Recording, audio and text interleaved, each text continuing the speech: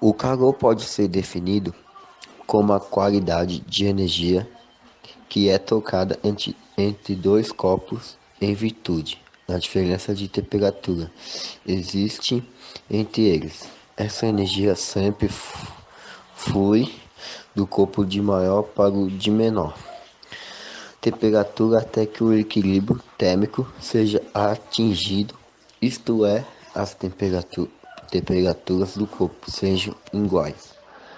Na imagem a seguir, o corpo A possui inicialmente temperatura maior que a do corpo B.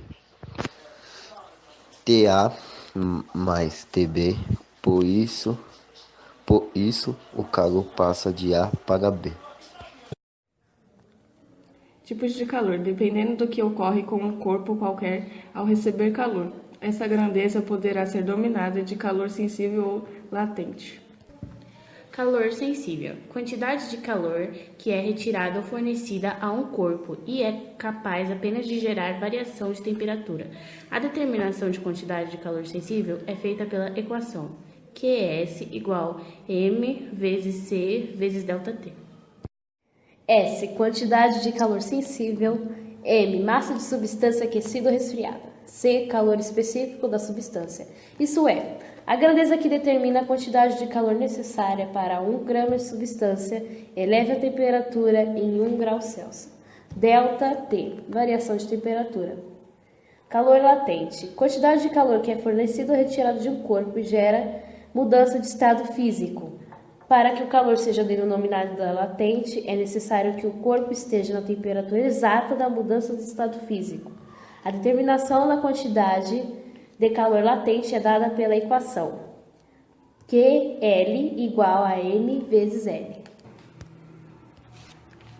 L igual a quantidade de calor latente. M igual a massa de substâncias aquecida ou resfriada. L é igual ao calor latente da substância, isto é, grandeza que determina a quantidade de calor necessária para que 1 grama da substância mude o seu estado físico. Existe um comportamento característico das substâncias quando estão em aquecimento.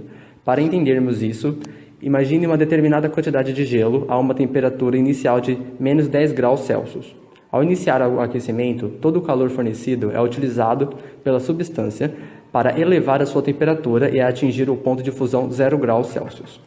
Nesse processo, o calor fornecido é do tipo sensível. Ao atingir o ponto de fusão, a transformação de gelo em água é iniciada. Agora o calor recebido deixa de ser utilizado para o aquecimento do corpo e passa a ser usado para a mudança de fase. Durante esse processo, o calor é chamado de latente e a temperatura do elemento é mantida constante. Caso semelhante ocorre quando a água atinge o ponto de ebulição.